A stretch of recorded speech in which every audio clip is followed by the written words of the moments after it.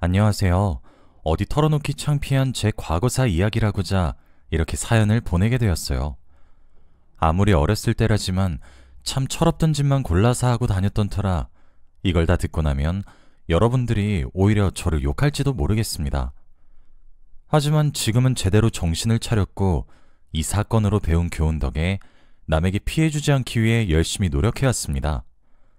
그 결과 시궁창이나 다름없다고 생각한 제 인생이 조금 나아진 것도 같아요. 저는 경제 사정이 많이 어려운 집에 막내 아들로 태어났습니다. 이걸 다행이라 해야 할지 모르겠지만 저희 아버지는 가끔 여기 사연에도 나오는 다른 집 아버지처럼 알코올 중독이라거나 가정폭력을 행사한다거나 그러진 않으셨어요. 오히려 소심하시고 너그러우신 성격이세요. 다만 딸린 식구가 많고 수입은 적으니 아무리 열심히 일해도 가난의 굴레에서는 벗어날 수 없었던 거였죠.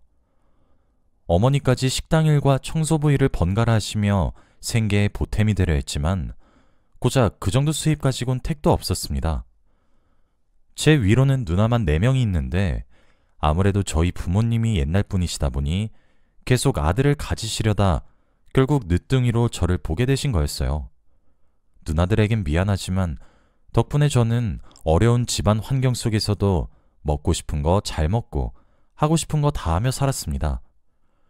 부모님께서 늦둥이라고 오냐오냐 키우신 데다가 계속 바래오던 아들이었던지라 저는 남들보다 철도 늦게 들고 집안에서는 완전히 폭군이 따로 없었습니다.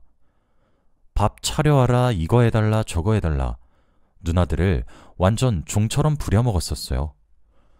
객관적으로 봐도 누나들은 저보다 나이도 많고 집안 사정이 안 좋으니 어떻게든 할 수 있는 범위 내에서 공부도 열심히 하고 아르바이트도 계속해서 집안 살림에 보탬이 되려고 했는데 챙김받는 거에나 익숙했던 저는 완전 반대였습니다. 어려운 삶에 오남매를 키우시느라 맞벌이로 늘 바쁘신 부모님 때문에 누나들 손에 자란 거나 다름없었는데 아무리 손익 형제가 많아도 부모님의 사랑은 또 다른 건지 전 외로움을 잘 탔어요. 누나들이 보살펴줘도 부모님으로부터는 방치되었다는 생각이 강해서 그랬던 것 같습니다. 그래서 머리가 조금 커질 때쯤인 중학생 때부터 조금씩 엇나가기 시작했어요. 고등학생이 됐을 땐 하라는 공부도 안 했고 그렇다고 딱히 하고 싶은 일이 있는 것도 아니라 시간만 낭비하며 살았습니다. 공부를 안 했으니 당연히 대학은 꿈도 못 꿀 성적이었고 저도 딱히 대학에 가고 싶은 마음이 없었습니다. 그렇다고 공장에서 일하고 싶은 것도 아니었죠. 네, 맞아요. 그냥 백수한량처럼 놀면서 살고만 싶었어요.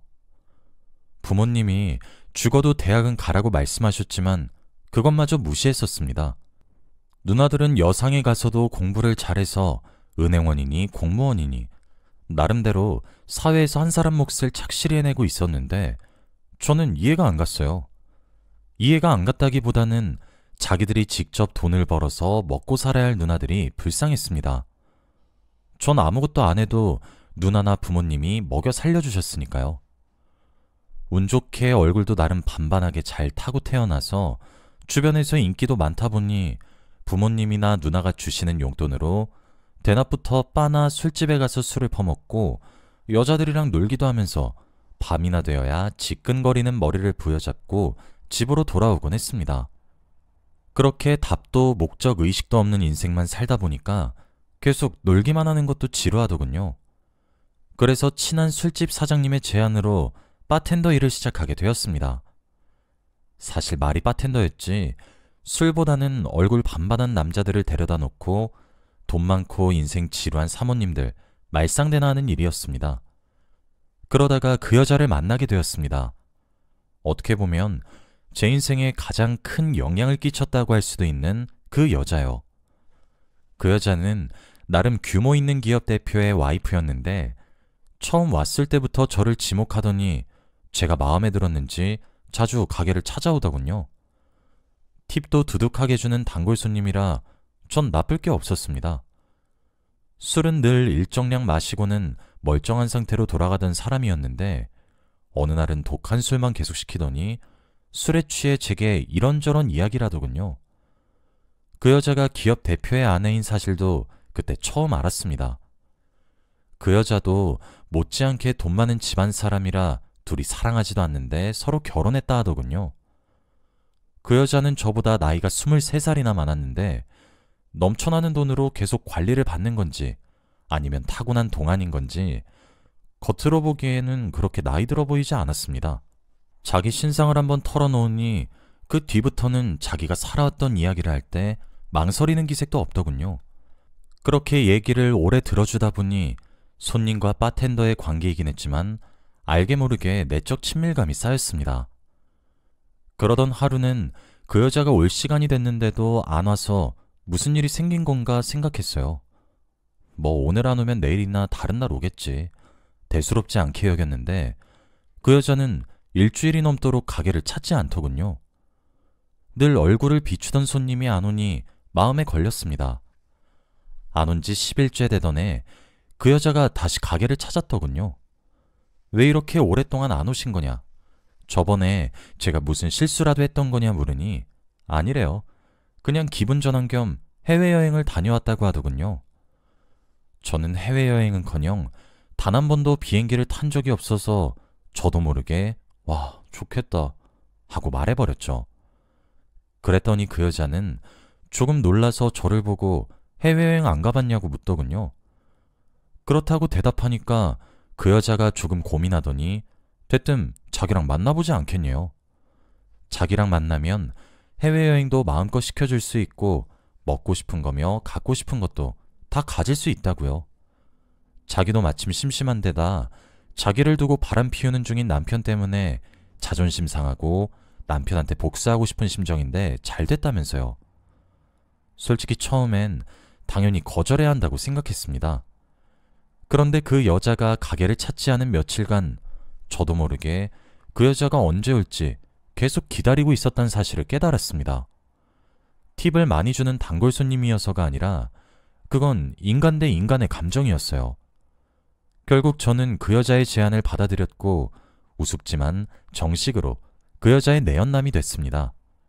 당연히 집안에는 전부 비밀로 했습니다. 그 여자는 정말 자기가 말한 대로 해외여행도 보내주고 살 엄두도 못 낼 명품 옷들을 제게 자주 선물했습니다.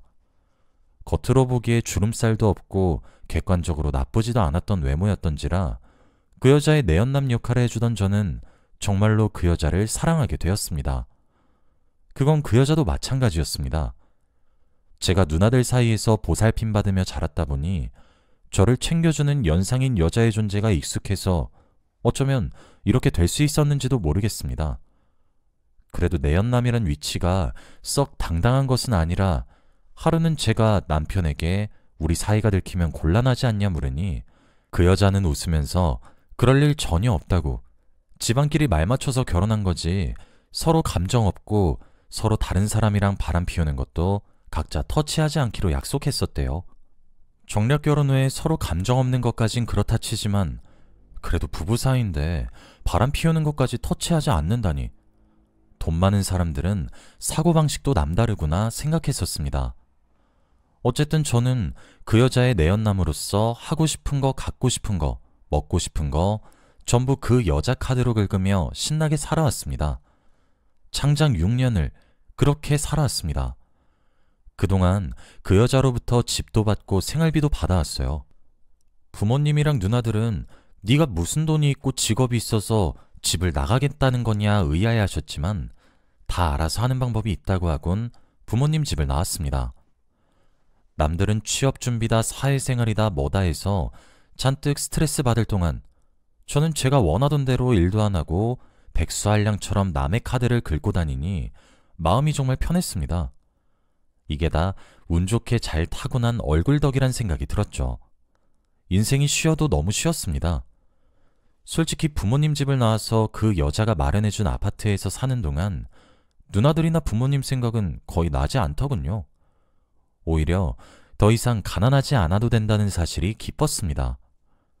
이제 와서야 돌이켜보니 저도 참 불효자였네요.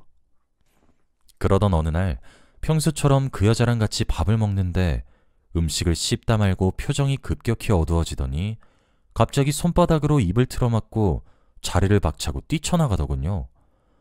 무슨 일인가 싶어 따라가 봤지만 여자 화장실로 들어가길래 저는 앞에서 기다릴 수밖에 없었습니다.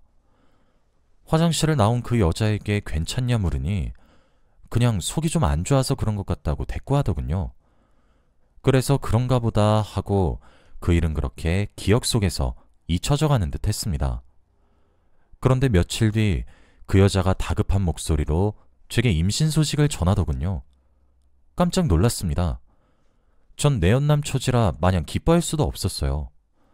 어떻게 할 거냐 물으니 그 여자는 기뻐하며 당연히 낳아서 기를 거라 하더군요. 시간이 지나면 배가 나와서 남편에게 들통날 텐데 남편에겐 어떻게 할 거냐 물으니 남편 아이인 것처럼 속이면 그만이래요.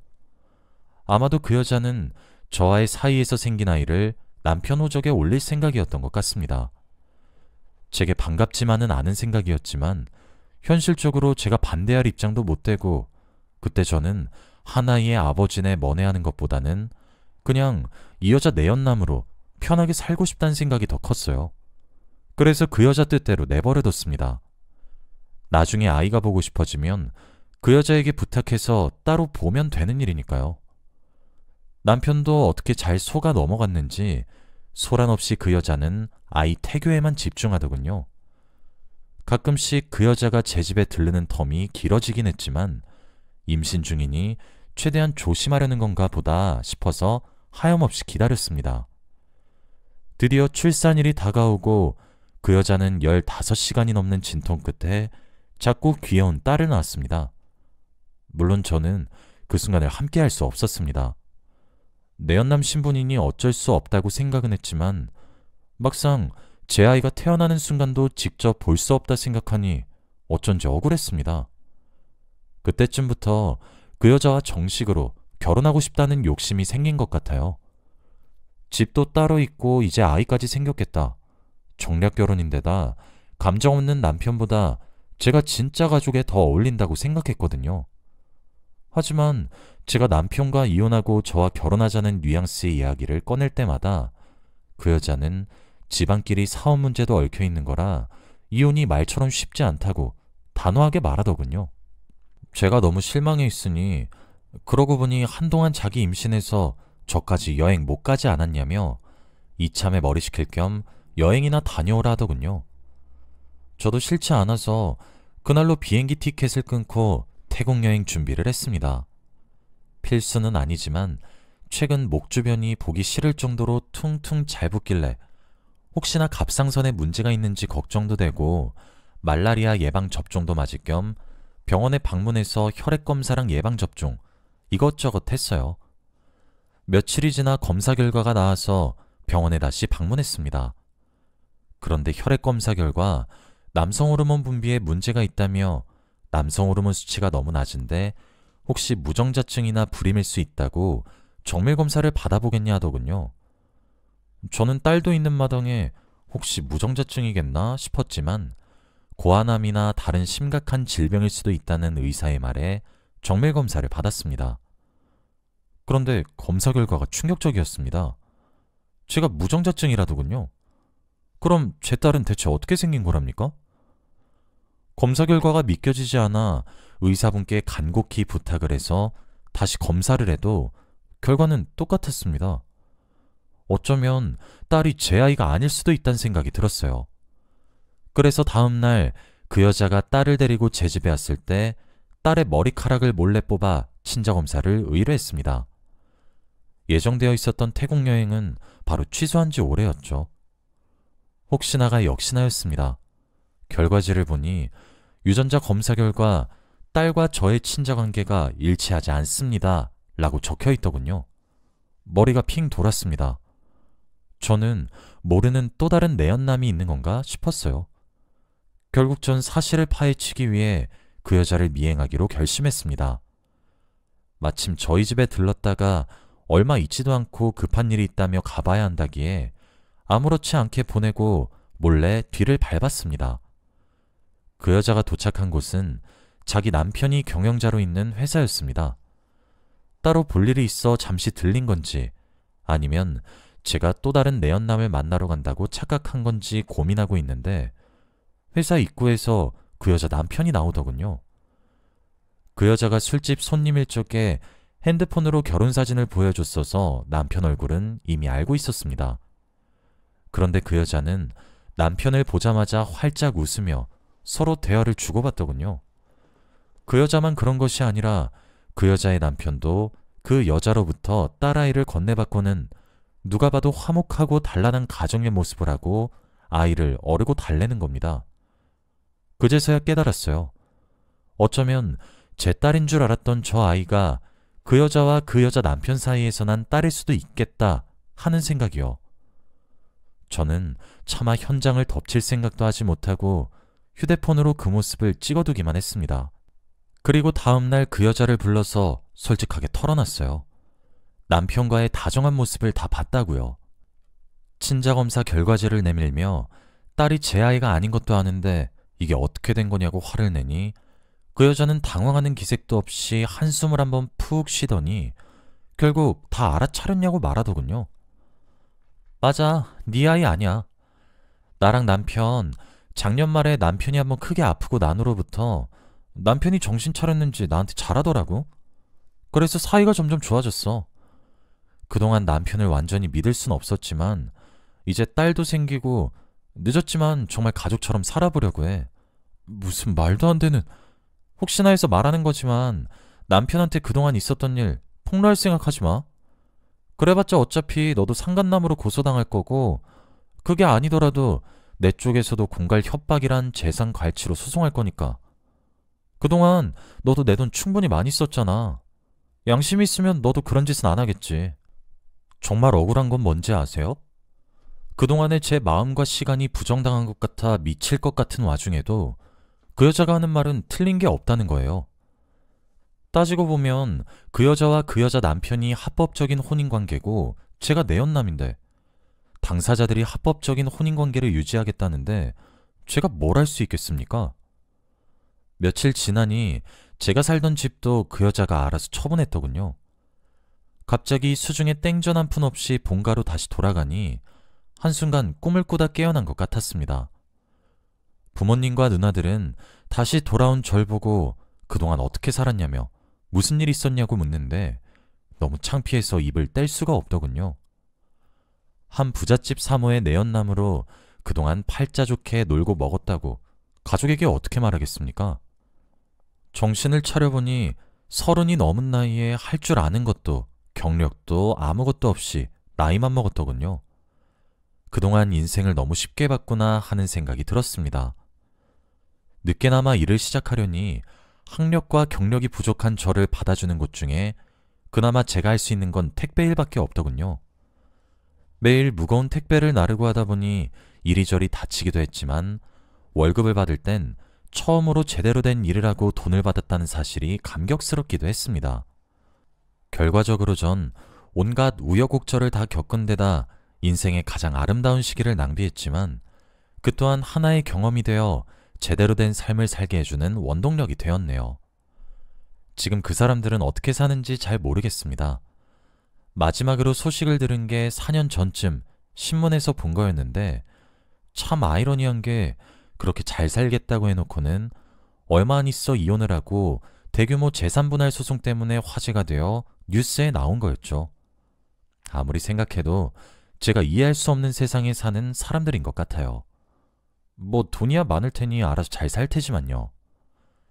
가끔씩 제 아이인 줄 알았던 그 작은 아이는 지금 어떻게 자랐을지 궁금하기도 해요. 제 친딸은 아니지만 제게 부성애를 처음으로 느끼게 해준 아이인데다 아이는 죄가 없잖아요. 제발 자기 친부모는 안 닮았길 바랄 뿐입니다. 그 사람들은 그 사람들이고 저는 늦게 정신 차린 만큼 지금은 제 인생에만 집중하려 합니다. 예전의 과오를 반성하면 언젠가는 저도 저만의 제대로 된 가족을 꾸릴 수 있지 않을까 기대하기도 해요. 한때 내연남이었던 주제에 너무 꿈이 큰가요? 지금은 저희 부모님과 누나들에게 잘하려고 노력 중이에요. 누나들도 다 어엿한 직업을 가지고 있고 나름대로 직급도 올라간 터라 저희는 전보다 훨씬 여유 있는 삶을 살게 되었어요. 뭣도 모르고 철없을적 누나들을 보고 왜 저렇게 열심히 일하는 건가 불쌍하다 했었는데 정말 불쌍한 건 저였네요. 나이만 먹는다고 다 어른은 아닌 것 같습니다. 제가 해보니 어른이 되는 일은 쉽지 않은 것 같아요. 그래도 열심히 살아보려 합니다. 제 긴 사연 읽어주신 여러분 모두 감사합니다. 행복하세요.